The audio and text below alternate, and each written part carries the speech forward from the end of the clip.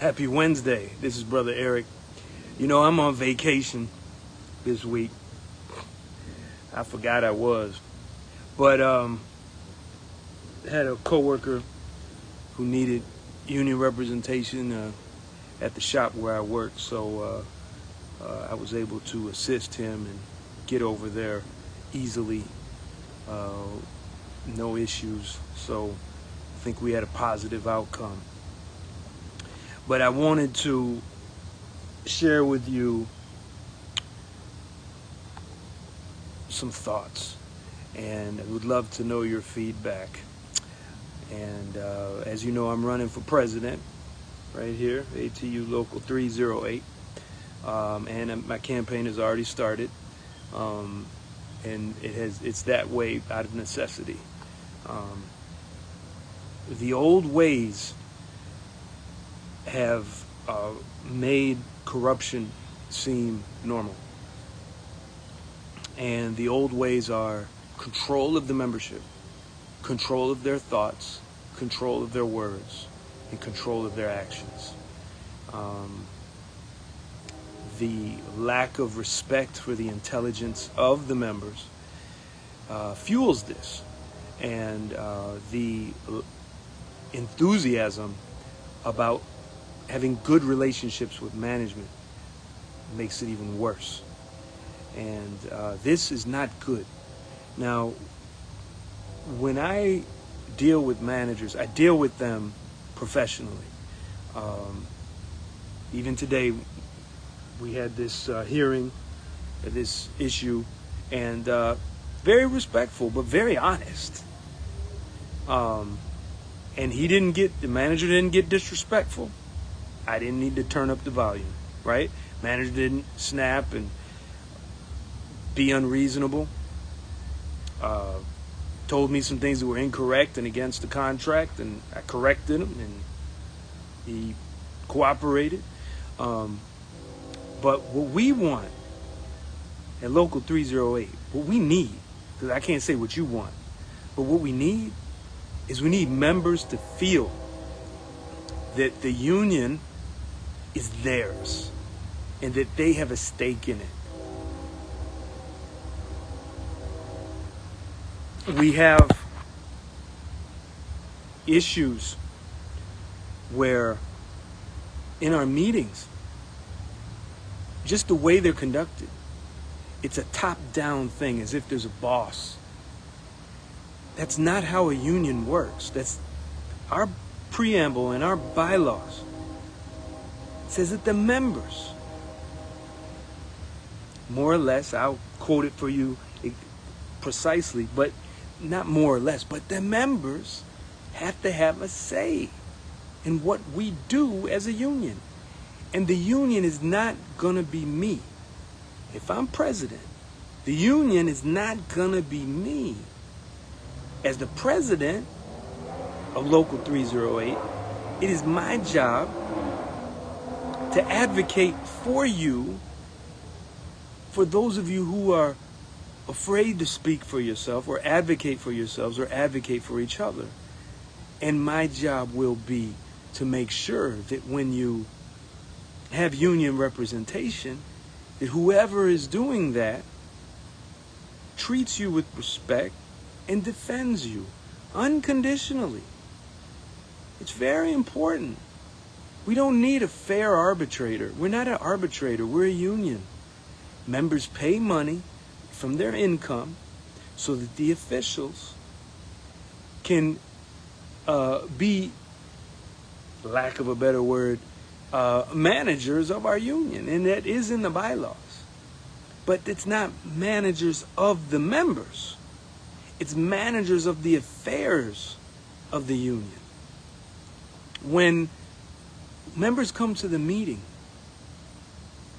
there should be an open book of everybody's name, and you just tell them, hey, find your name in here and check it off. You have to ask people, are you a member? Who are you? Don't talk to people like that. Why would anyone show up just to be there?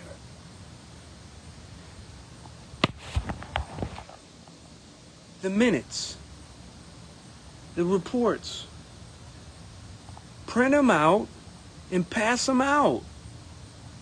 And let everybody have it ahead of time. And you ask them, motion to approve the minutes.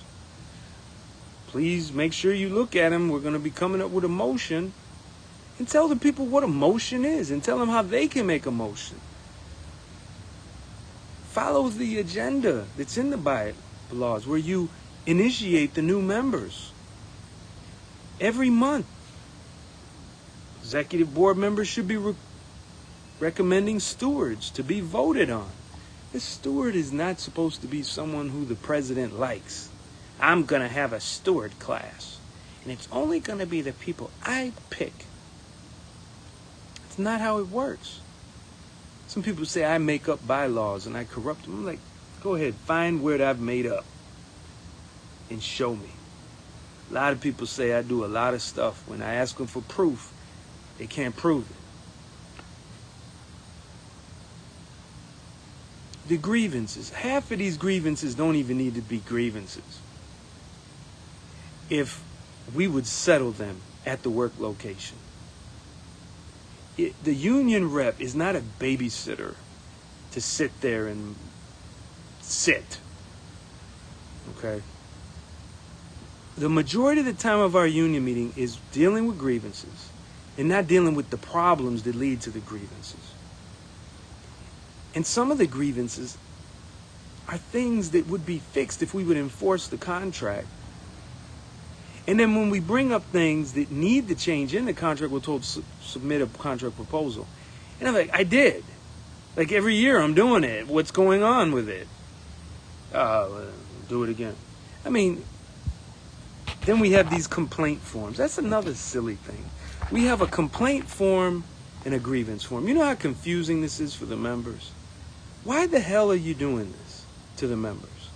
I've been in this thing since 2018, and it's confusing as hell. You have one form, a grievance form. And you have a checkbox. Is this a contract violation? No. If it's about working conditions in the sense that it's not a contract violation, and let them grieve it, and then channel it to the right people, the right department. Don't just throw it out. Yes, the grievance has a process in Article 16. But it's not impossible to do this kind of thing.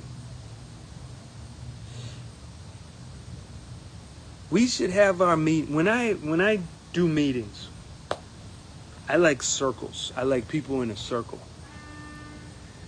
Because it's equal and it's symbolic of unity when you have a circle. The way the unions are now, you got these people, they sit in these fancy chairs at a desk high above or facing the members, and they look at them like they're commanders of some kind of army or something. It's ridiculous. No, you're equal.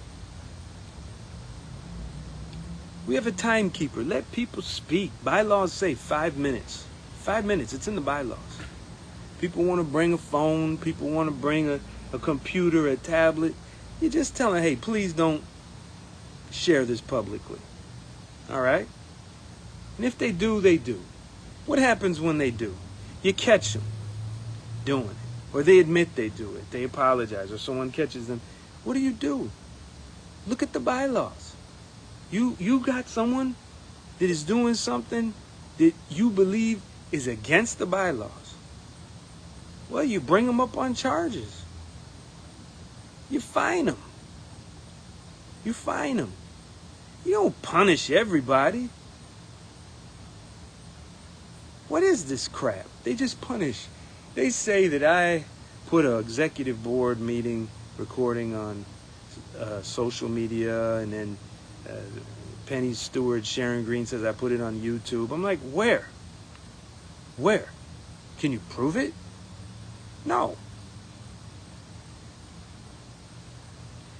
They say, hey, you called somebody a name. Okay, what did I call them? I called them a boat licker. They're a boat licker. But then if some officer calls me an MF, makes jokes about my wife, nobody says anything. An officer laughs at a member who's trying to get their job back or get a write-up thrown out, and they're talking about it in the meeting. Nothing. But there should be appropriate punishment, and the president should say, hey, you can't laugh at a member who's in trouble. Hey, you can't call somebody a name. When you do that, you're going to be fined. Okay, $5. And that's what it says in the bylaws, $5. They rack them up. You concerned about someone, whatever, saying something you don't like and the members don't like it, you fine them. You put them on charges. You don't call police on the members. It's not a jail. Our union belongs to the members. The union membership meeting should be a time of support for the members. It should be a time when the members can see all of the bills, all of the budget, and there's no budget, by the way. And that's another thing. If I make president, we're going to have a budget, man. When I had my own business, I had a budget. In fact, in my household, we have a budget. We have software, believe it or not. And it's really cool. It's a bunch of envelopes on the screen. And every time the money comes in, the envelopes are automatically filled with a different amount of money, so that we could pay for the gas bill, we could pay the taxes, we could pay the whatever. Anytime the income comes in, we could do that as a union. But let the members decide what the budget's going to be. Let the members decide how we're going to spend our money. Let the members decide which officer needs to be punished or kicked out.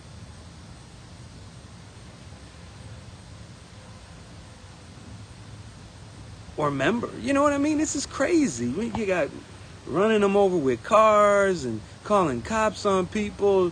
You want to fight them. What is this stupid crap? It's not a union. It's a personality cult. Nobody wants to be a part of that. Make these meetings online. We'll double the participation. You have some people in person, and you have an online version right there in the room. Oh, well, somebody may share it with management. Okay. So we're going to let fear of someone showing a manager, hey, look at this meeting, these people. Well, eventually you're going to catch them doing that. And what do you do about it? You put charges on them. You fine them. And maybe they won't do it again. Or you just tell them, hey, we got a report that you were showing the manager our union meeting. Don't do it anymore. Oh, I'm sorry. He's really cool, the manager. He's a real cool manager. Okay, but you're not supposed to do that. It's for members only. Okay. Just talk to people. Stop trying to make excuses to not share information. Members should be able to take home the financial statements and share them with other members. They should take home the audit reports. You talk to some of the old timers. Maybe Brother Irwin Bill Davis is on here somewhere. He said that was crap. That started with manager Jerry Williams. Oh, excuse me, president. He's manager, but he retired as a manager. Can you believe that? We had a union president. He kills two-person crews and helps the CTA, and then the members throw him out, they fire him, and then he takes a manager job. So that's manager Jerry Williams. He started that with not letting us take home the audit reports because the Sun-Times got it. Okay, well, the Sun-Times got it. Oh, well. Let's tell the Sun-Times, please don't publish our stuff anymore. And if you find out who did it, please tell us who did it, and we'll make sure that we'll tell them not to do it again. Maybe they won't say anything. Eventually we'll catch them. What's the big deal? You're going to kill everybody? You're going to starve everybody of the information of where their hard-earned money's going in our union because somebody got something out? It's stupid. We don't need that. Okay, now, they keep a lid on all the information, right? You got to go and make an appointment. They read the minutes to you like you a freaking first grader. Like they don't pass them out. They take stuff from you. You have to give them your ID if you want to look at stuff. You have to sign a non-disclosure agreement. You treat the members like criminals. Stop it. If I become president, we're not doing that. Yeah, well, the people are going to take advantage. People are going to cheat. People are going to say, yeah, I guess so. Eventually they'll get caught, right? And we'll find better ways to secure stuff so we can track where it goes. So if someone does let it out, we know who let it out. There's ways to do things. Okay? But stop punishing the members because something gets out or someone you don't like says things you don't like that you don't want them to say. Because I tell people what goes on in these meetings, and they don't like that. So they're always finding an excuse to kick me out. That freaking Penny and the police, Penny, police person, the coach, it's just disgusting. I would never do that. As a president, never. I'd say, hey, brother, what's the problem? I'd talk to him. Hey, sister, what you upset about? What happened? You don't this and you don't that. Okay, well, let's talk about it in the meeting. Bring it up. Let's straighten it out. Maybe I'm wrong. And if the member points out that I'm wrong as president, I say, I'm sorry. I apologize. I didn't mean to do it. I didn't mean to hurt you. What's the big deal? I ain't never heard any of these presidents apologize. Ironically, the only person I have heard apologize is Mark Weems. Sometimes he blows his stack and then he'll apologize about it. That's very honorable. I still don't trust him. But it's honorable, and I give him credit for that. But I just want to say these meetings really suck because we treat the members bad. We should have our time limits, let people speak, have an agenda ahead of time. Put the agenda out for the membership meeting at least a week in advance. That way people know what's going on. And invite people to submit agenda items. So these members who have concerns about things, I'll go to the union meeting and bring it up. Nah, you should put it on the agenda so when you go, it will be brought up. No matter what. Say, is member so-and-so here about this issue on the agenda? And maybe they'll tune in online. Make things easy for people. Let anyone who's speaking be in charge of the meeting. Take turns. Why does the president have to preside over every meeting? Why? I mean, they make up stuff that hurts us and inconveniences us. Well, let's make up stuff that empowers the members and lets them experience leadership skills. Let them experience what it's like. Hey, Sister So-and-so, would you like to chair today's meeting? You already got the agenda. Give them the agenda. They'll chair the meeting. And you be there as the president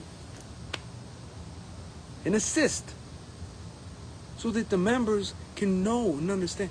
Yeah, but I got a question. Do you think that we could have paid sick leave? Okay, so right now as it is in our contract, the previous presidents signed a waiver for that. So we're going to have to fight for that in contract negotiations. So how about you motion Local 308 organize a contract campaign for that issue? Would you be willing to be a committee chair to make sure this goes through? Because you sound very passionate about this. Well, I don't know. What do I do? You just say, I move that blank, blankety blank. And then the member's like, okay, well, I moved it such and such. And then as the president or whoever else is there, I say, okay, so does anyone have a second? Does anyone agree with what this member wants? Does anyone agree with this? Say that you agree. That means you second it. So say, I second this motion. And someone is going to say, yeah, I second it. Okay, good. So now everybody, let's have a vote. See, this is how a president should be. Not a boss spitting out all these procedures, rolling people over like a monster truck with your Robert's Rules of Disorder. Stop it. And that's how I am. So when you're looking at me, listening to me talk like this is who I am. This is how, when I chair meetings that I hold with members, these aren't membership meetings, but anything I do my own virtual meetings, steward classes. I do this kind of thing. I've done this with the Justice Coalition. We've had classes with the, going years and years, all the way back to 2021. I always coach people. I help the people try to get what they want done. I've even helped people try to silence me. We, in the Justice Coalition, we had a member who wanted me to stop saying the word revolution and militant. So I said, well, you're going to make a vote for it, make a poll. And they did it. And I defended myself, my right to say militant and revolution. And, of course, people voted that I shouldn't say that word anymore. But the majority said, no, you can say that word. Some people said, why would you let someone do something so stupid like that? What do you mean let? This is a member of the community. What do you want me to do? Well, that person didn't like that person, by the way, and they made a motion that we kick them out of our coalition. Okay, all right. But I'm the president. I'm not the boss. So if a member says, yeah, I don't like what you're doing, you don't need to be president, I'll say, well, what'd I do wrong? You did this, this, and this. All right, file charges on me. Here you go. Here's a template. Get 10 people to sign it. Make sure they show up for the meeting, because that's a technicality. You're the president. You're not a boss. And that's how I look at it. That's how I look at our union. And that's why I'm running. Because there's no way Penny or any of these people are going to do that. They just want to be a boss over the members. And I'm sick of it. I'm so sick of this. I'm so sick of it. I'm so sick of them lying about me doing stuff that I haven't done regarding putting board meetings on the social media and YouTube.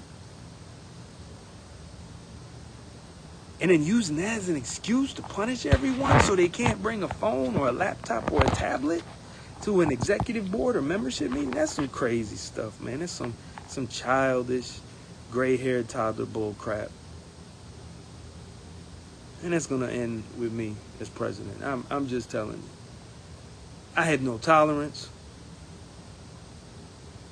for bossism, business unionism, dictators, bootlickers.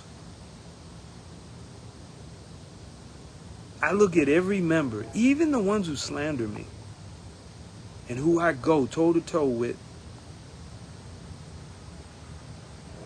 as my brother and my sister. And I have to protect them from our stingy employer, and I do that.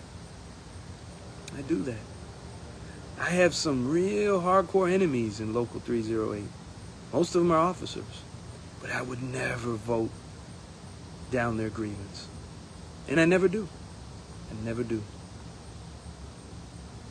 We had Aqua, Ken Franklin, Stanley Gaines. They had grievances. I'm like, I'm voting for that. I want that to go to arbitration. I don't like that any member's getting written up and then someone who is a former rep or a current rep. That ain't right. That ain't right. And I give credit where credit is due. My grievances regarding suspensions were passed, but I don't know. I think they disappeared again. But anyways, the old ways of Local 308, the old 308, it's going down if I'm president. I'm burning it to the ground. I want the members to own the union. And I would like to, with the members' permission, when we have our membership meetings, have them in person and then alternate locations every month. So we just rent out an available library in a different part of town. We could get the west side, we could get the north side, we could get South Loop, whatever, near west, wherever, near south, east. Every month we should change the location. And then before the meeting, an hour before the meeting, we should have an Ask the CTA Worker library public meeting. So we promote our meeting, but we promote it also for the public. Oh, you mean the public's going to sit in our membership meeting? No, I'm saying before the membership meeting. We have before. And so the public can ask us about CTA workers, CTA service, and what we go through, and we can let them know. And we'll generate sympathy for us. Because whenever I talk to the public about what we go through, they immediately are disgusted with the CTA mismanagement. Immediately. Very few of them defend the mismanagement. Very few. There's some do, but very few do. Our membership meetings should be for the whole family. So you're a member, you got family. You should be able to bring your family if you want. And if you got children, up to teenage years if you want, because sometimes it can get real emotional or passionate in the meetings, we should have a space for them. And if we're at the library, it's perfect, It's perfect because they can read, they can get on the computer, whatever. But it's not going to happen if we have Penny in the same old revolving door of business unionists. It ain't going to happen. But I'm looking forward to it. I'm looking forward to this fight of running for president because I really want the members to take control of this union. Because I believe so much in each one of you that you are leaders, you are intelligent, far more than I am. Your experience is deep, and your needs are not being met at all. And you deserve to have a say, to have a stake, not just a say, but a stake in your own union's destiny. Our wins and losses, each member should have a stake in that. And that's what I intend to do. And that's why they want to stop me. They want to find whatever they can. They're going to keep digging up stuff. And I'm going to embrace it. Because I know where my heart is. And my heart is with justice, truth, and the God I serve. I don't give a damn about any politician, any boss, any celebrity. I see some of y'all watching here, your names come up here. I won't call you out because I don't know if you're at work and you're sneaking this. But you too. And especially you, brother, that's watching right now. I see your name there. And we've had many conversations. you know? And I see each one of y'all as leaders. And that's what I want. I want every member at Local 308 to be a steward. It'll be sweet. And that's part of my agenda. And that'll be released in a book. I'm going to have a book, a booklet, you know. It's not going to be a whole lot. And I want you all, when I publish it, to share it, to read it, and share it with your coworkers. Because I don't want to be any surprises if I become president. Like with Penny and Dixon and all these people, we elect them and then like, oh my God, what happened? Who is this? They're barking at you. Yeah, we ain't gonna do that. Nah, be happy you have a job. Blah blah blah. Nah. We gonna do what I want to do. Like, man, who's this? This is the person I voted for. But what I want to do is I want to give you everything that I would like to do as a union president. And you'll notice the book is not about issues like two-person crews, paid sick leave, full-time jobs for all, brick-and-mortar bathrooms. These are issues that I'm passionate about. But the union is, my position as president can't be, we're going to do this because I want it. I'm going to encourage you all to adopt those things and to put that as part of our platform when we fight like a real union. Because I want to fight like a real union. And I want us to do that. But I got to help y'all get us there. So my job will not be to tell you no. My job will be to tell you how. And then we got to move out on it democratically. Well, I think I said a little too much, a little too long. Overstayed my welcome. I know people drop out after like the first minute, so I will not belabor this. But yeah, I'm just kind of enjoying my vacation. Got this book here, this little history book. Got myself some new fragrances. Got myself some soap. You know, we got this Smell Good store. This brother, he owns a real nice store. He's got all these little fragrances and stuff. It's on 95th. Near Wentworth. Real nice little store. Always has the Miles Davis playing in there. It always smells good. So please go there and get your soap and get your oils so that you can smell good. Because, man, working at the CTA sure is stanky. I'll stop. Thanks a lot for checking this out. Peace.